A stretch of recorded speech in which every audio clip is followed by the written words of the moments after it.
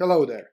We are continuing our series Learn Chess Fundamentals from Paul Morphy, and today we are talking about opening rule number 5. And this rule states that you should make as few pawn moves as possible in the opening. This principle is very important because you want to play with your pieces, and your pawns are there to support your pieces and not to be in the way of your pieces.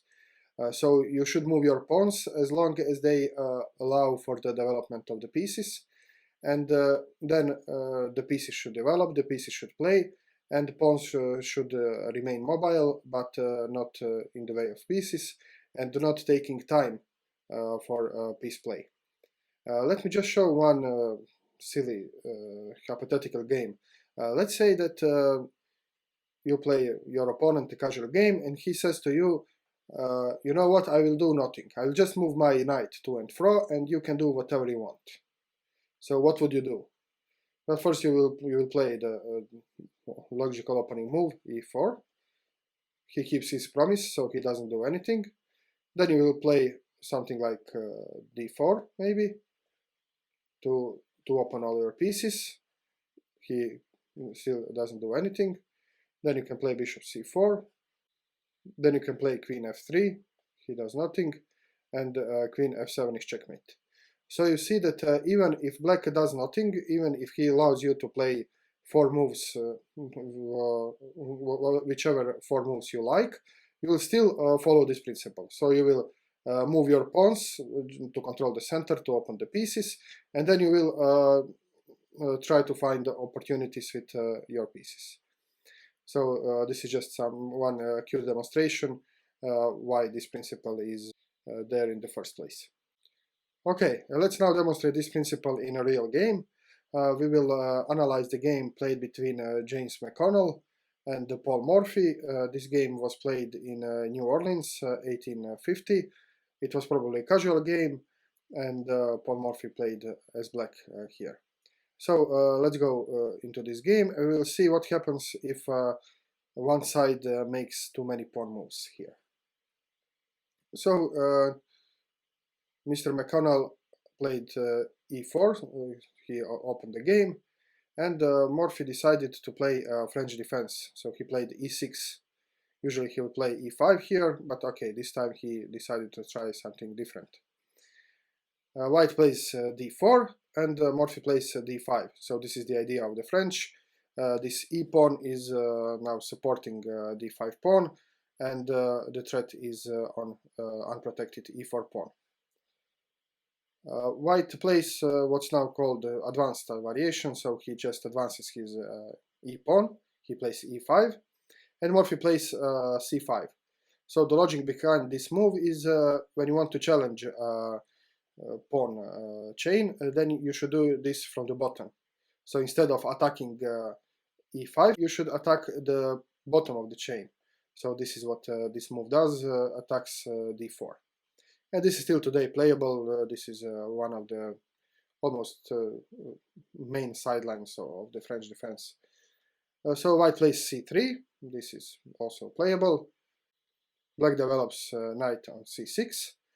And now white plays f4. So this is first move which is not good, and which you will not find in today games. So this is unnecessary pawn move. So you'll see it's move 5 now, and all he did was move pawns. So he moved his c pawn, his d pawn, his e pawn. He pushed twice, and he pushed his f pawn. So this is not a good move. Better was just to develop the knight or something.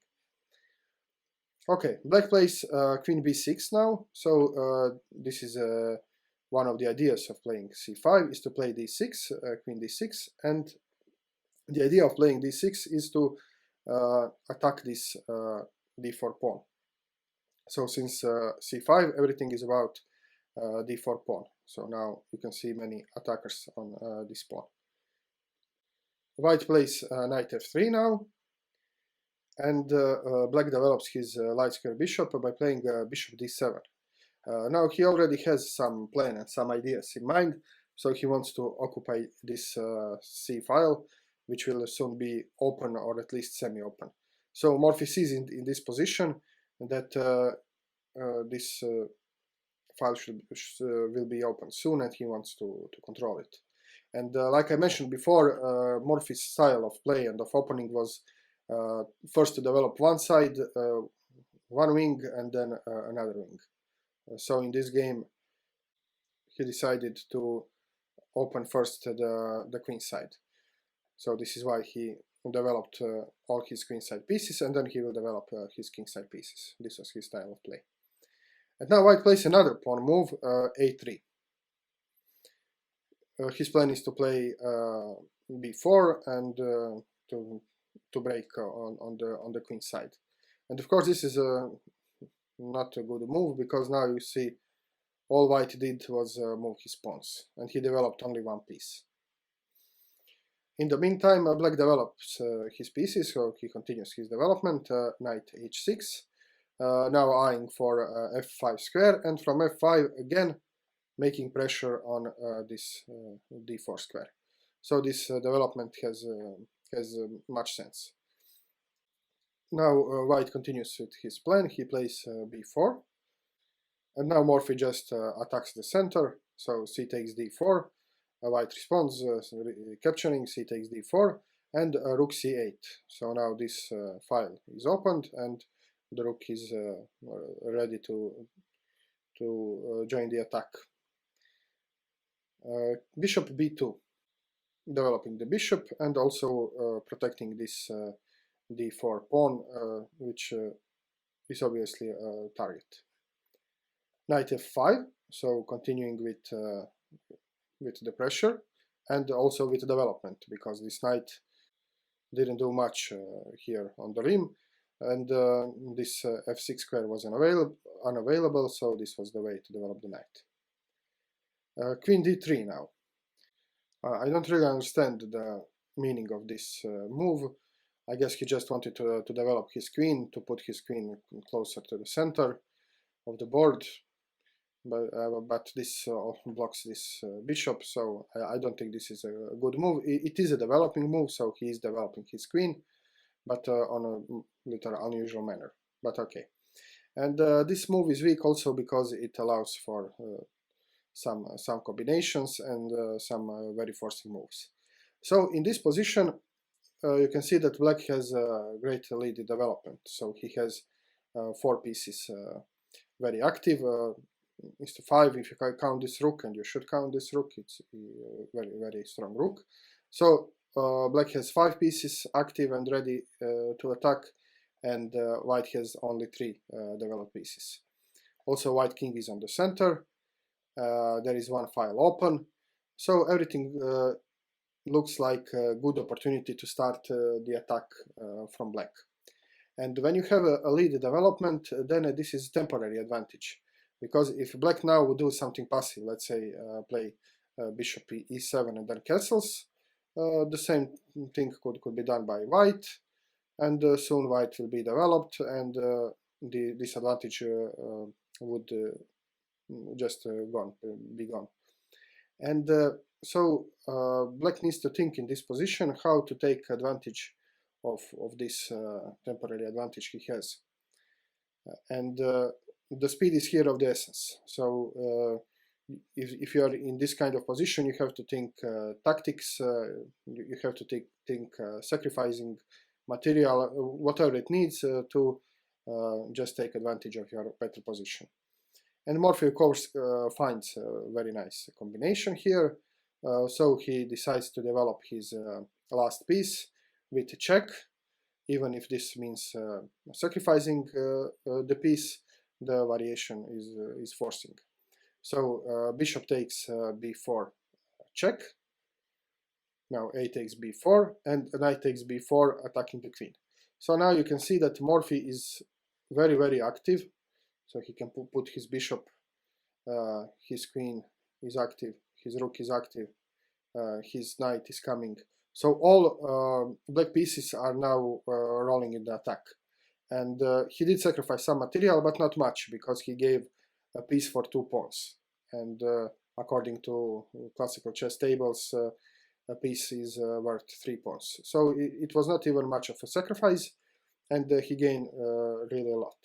And now you can see this, the queen is attacked. The queen cannot retreat anywhere on the c file, because if queen would go, for example, on e3 or a3, then it would just be a check with a fork, with attack on the queen.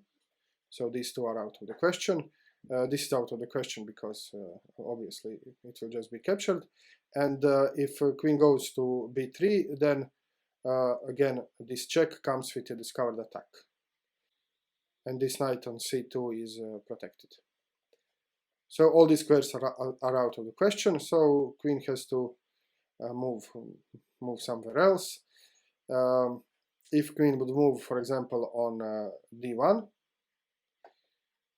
then there is one nice combination, knight c2 check, king f2, queen takes b2, let's say rook takes a7, and now knight c takes d4 with a discovered check. And now if king goes to e1, then rook c1 just skewers the queen. And if king goes to g1 here, then, for example, there are many ways to win, but queen b6 is the most strong, so threatening discovered check, and white will soon lose the rook. So in this position, and of course queen to e2 would just allow for check, and then queen would just capture everything. So it looks like that lesser evil in this position is queen d2, and this was played in the game. But now rook c2, so rook just penetrates the second rank, attacking the queen. Queen has to move away, and now knight e3 just captures, traps the queen, and queen cannot be saved. So James McConnell resigned the game on move 14 here. Okay, now we saw some details of the game. Let's quickly go through the game again. So according to my advice, you should always go through every game at least twice, so you can remember some basic ideas. So it's a short game, we can just go quickly run through it. So white plays e4, Morphy goes for the French, e6, d4 from white, d5 from black. White plays advanced variation, so he just advances his pawn to e5. Black plays c5, attacking the bottom of the pawn chain. White defends with c3. Black develops with knight c6, and now white plays f4, which is a bad move because now he's really making too much pawn moves here.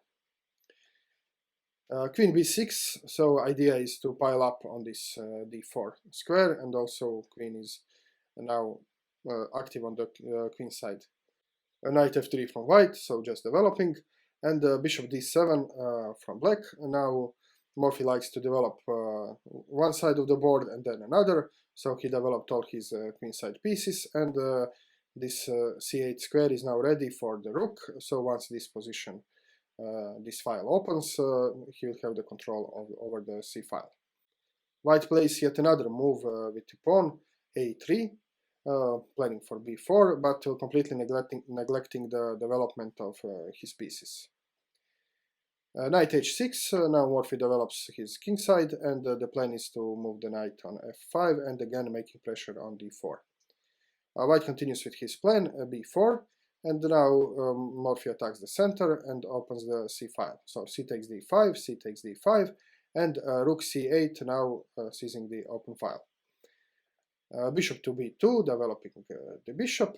Knight f5, so continuing with his plan and his pressure on d4 square. Queen d3, developing his queen, but now at this position Morphy has almost all his pieces developed, so he has 5 pieces which are very active, and white has only 3. So this is now or never.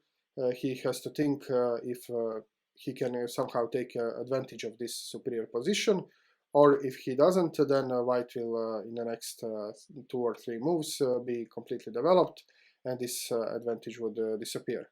So Morphy finds this combination. He's bringing his last undeveloped piece in the game with a check, and after a takes b4, knight takes b4, so now the piece was exchanged for 2 pawns, but now this queen has no good squares to go, because there is a threat of the fork here.